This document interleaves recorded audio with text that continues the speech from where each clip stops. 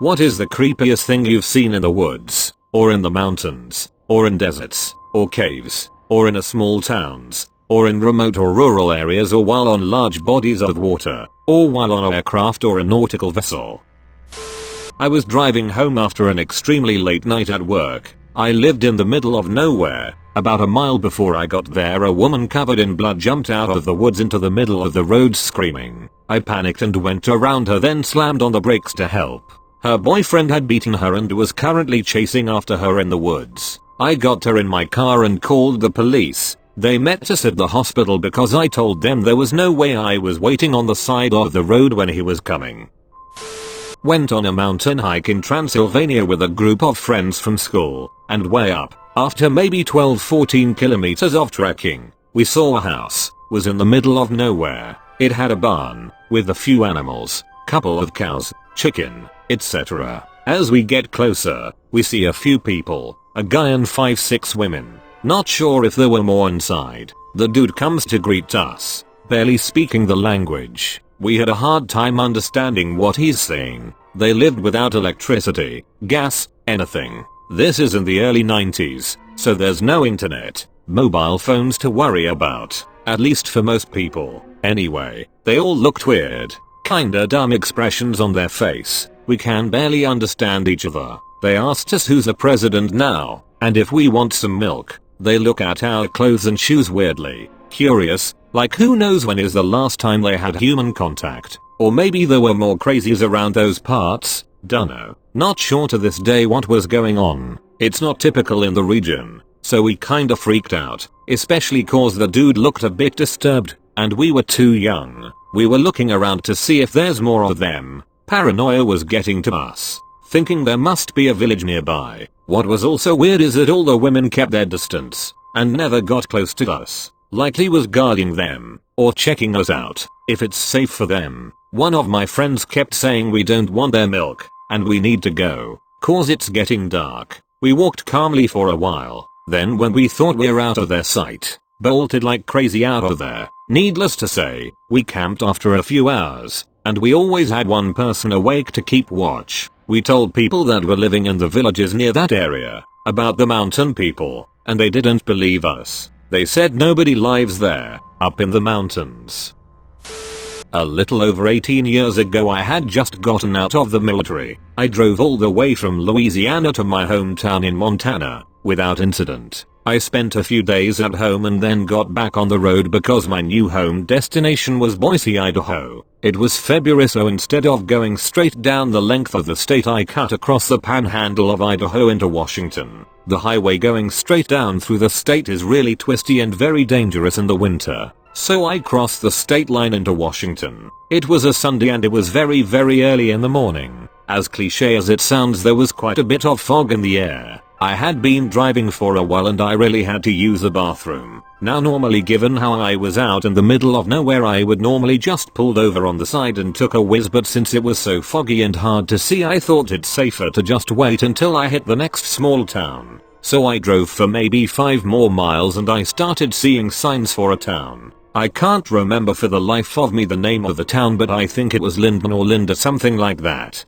It was on I-90 going into the Spokane Valley, so I head towards the sign, which was a right turn off the interstate, and it's a short drive up this road and I reached the town. It was small, but I thought nothing of it since I was from a small town in Montana. Now here is where things get odd. There was not a single person to be found. There were cars and business, but not a single person to be found. No one walking the street, no logging trucks driving, everything was just as still as the air. I stopped at a gas station. It was one of those one in all places that did car repair, tires, etc. But no one was at the counter. I thought, well, maybe it's just really early. So I went around to the side to see if the bathroom was locked, and it was. As I made my way back around to the front of the building, saw a delivery truck. It was a Coke Classic truck. Except it wasn't moving, its headlights were on, the hazard lights were on, and the passenger and driver side doors were open, just sitting there in the middle of the street. Yes, I was getting a bad vibe, so I got back in my car and went back the way I came. I got back to I-90 and thought again about just pissing on the side of the road, but honestly I was too afraid.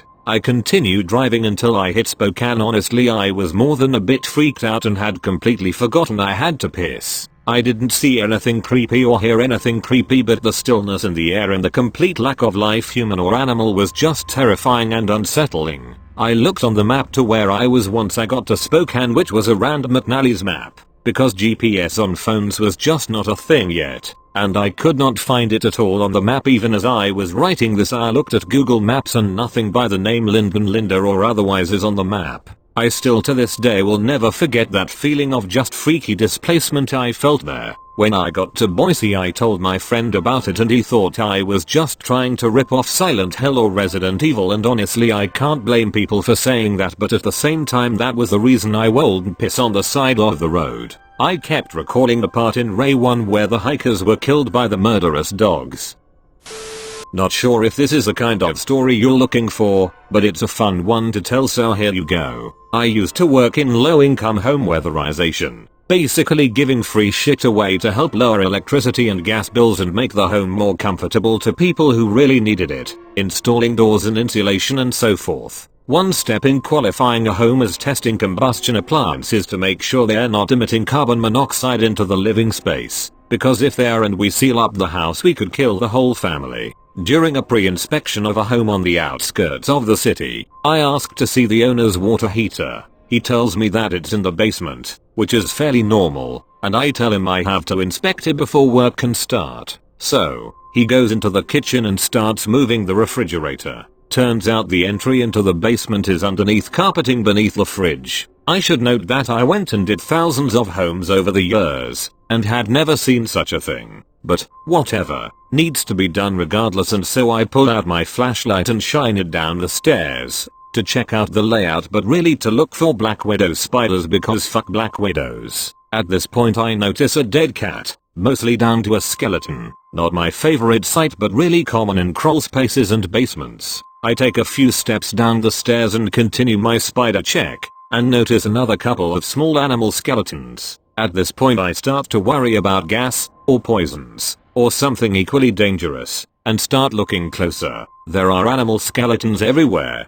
at least 10 on a cursory look. Some of them are so degraded I can't determine what they used to be. I also happen to notice that this guy is waiting at the entrance a little too quietly, with his hand on the door. Something clicks in my brain and I get this immense sense of danger. I'm about 4 steps from the door being clear to close. I have no partner on the job with me, there's death all around me, and I realize just how hidden the entrance to the basement really was. I noped the fuck out, told the guy I needed extra tools and would be back, and marked the job as non-feasible for health and safety as I was driving away. I have no idea if I was actually in any danger. It could have been completely innocent, but I still remember the adrenaline rush and sense of doom, and sometimes you just don't take chances. I'd been at football training with a few of my cousins when I was about 10 years old. We decided to take a walk before our parents picked us up, so we went along the canal towpath. My cousin looked down in the canal and saw a really nice jacket floating along, and being a weird scavenger person decided to reach in to fish it out. Well, the jacket turned over, and so did the man wearing it. He also had no face left. Not gonna lie, that was rough. That must have been terrifying. What did you do next? Ran back to the training complex and had an adult call the police. We acted surprisingly well, to be honest. I guess you guys were literally scared straight, like just emotionless after witnessing that. They had no facial expression. This is probably less scary than a lot of the other posts, but I was pretty sure I was going to be the nameless victim at the start of a horror movie to show how dangerous a monster is. Basically, my dad and I were walking through the woods when we came across a young moose leg lying on the ground. It looked like it had been violently torn off with no sign of the rest of the moose anywhere. It was fresh with blood still on the wound, probably no more than a couple hours old. My dad is a pretty skilled hunter, so he handed me his axe that he was carrying and told me to watch for wolves while he started looking for tracks. After a little bit he came back saying, "That's weird. Normally if it was wolves you'd be able to find paw prints, but I can't see any. Also no bear prints, so I have no idea what killed this." And so I'm like, "You didn't find any tracks at all?" And his very reassuring response was, "Well, I did find what appears to be the mama moose tracks headed this way," showing me the tracks. "You can see how her stride is a lot longer here. Whatever killed her baby, she didn't want to fight it, she just took off running." He then pulls out his bear spray and holds it at the ready as we kept walking deeper into the woods with the unnamed non-track leaving predator armed with bear spray and an axe.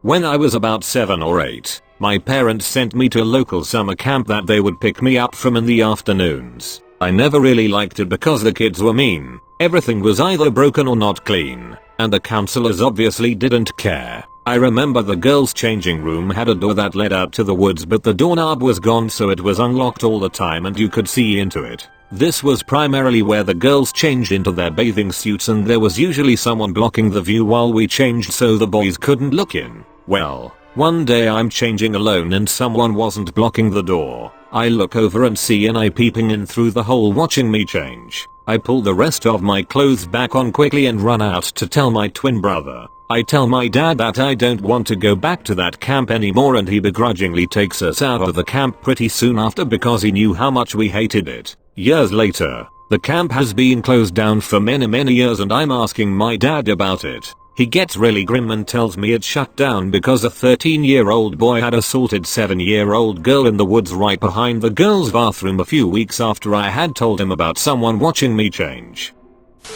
Many years ago I got to sit in on a juvenile court, or something like that, and the matter under discussion was what sort of restriction to put on a kid that age who had, I think, physically assaulted a younger kid, possibly kids. I was only there for a couple of hours and it seemed the situation was well known to everyone involved. The basic sticking point was what age of kids he shouldn't be allowed to interact with should be. State wanted 11. His lawyer we arguing this was infeasible and it should be 9. It's very hard to describe the kid, but the best I can do is either broken or maybe hollow, as if everything good that had ever been in him had been bled out of him and here was this corrupt shell. Definitely the most unsettling situation I've ever been in. In a way I'm glad I never got to know what had happened to make him that way, but it did mean I had to imagine. I hope he's found peace in the 20 odd years that have passed, but I know I wouldn't put money on it. My girlfriend and I were hiking along some abandoned railroad tracks and we get to a small bridge going over a little creek. I'm about to go explore under the bridge when she points something out. I look over and in the woods across from us I see a guy. I'm like whatever and keep headed down to the creek area, and then the guy stands up and he's naked. We immediate backtrack pretty quickly to get away from there, and once we're like 1 minute down the trail I look back and this naked dude is just standing in the middle of the trail watching us walk away. I cannot adequately explain how much this bothers me while also giving me about 100 different questions. Do you think he would have advanced on you if you hadn't moved? Did he look malicious or just plain insane? Man, good thing there were 2 of you. Naked people out in the middle of the woods probably don't care about much. Just the fact that he followed us up to the trail as we were leaving made me think he might have advanced on us if we were closer. It was all around just bizarre. He mostly looked crazy, had really disheveled hair and a large messy beard which just really brought the whole look together. Walking on the beach with my boyfriend and we had walked to a giant rocky cliff to Makiat. Somebody was just gazing at the ocean, crying and shaking. Mind you, this is late at night, like around 9:30 p.m. We asked him if he was okay. He apologized and practically ran back down the cliff, away from the dangerous areas. My boyfriend and I watched him until he reached the public area and decided to call it a night. I'm pretty sure he was going to jump. You just might have saved that dude's life that night.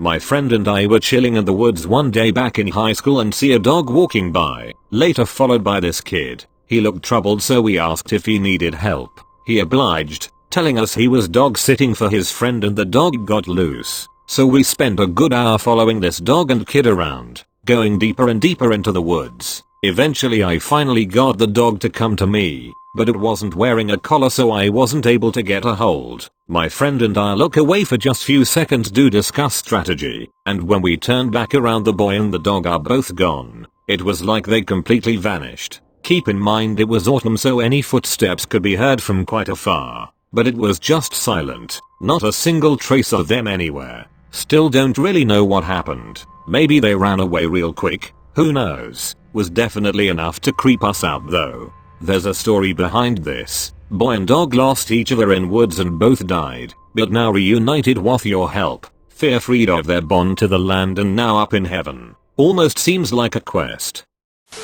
I hope you enjoyed the video. I'm only 16, so I hope you didn't cringe from the editing. I hope we can get to 50,000 subscribers because I wouldn't be here without all of you. So thank you so much for your time and energy, and please subscribe.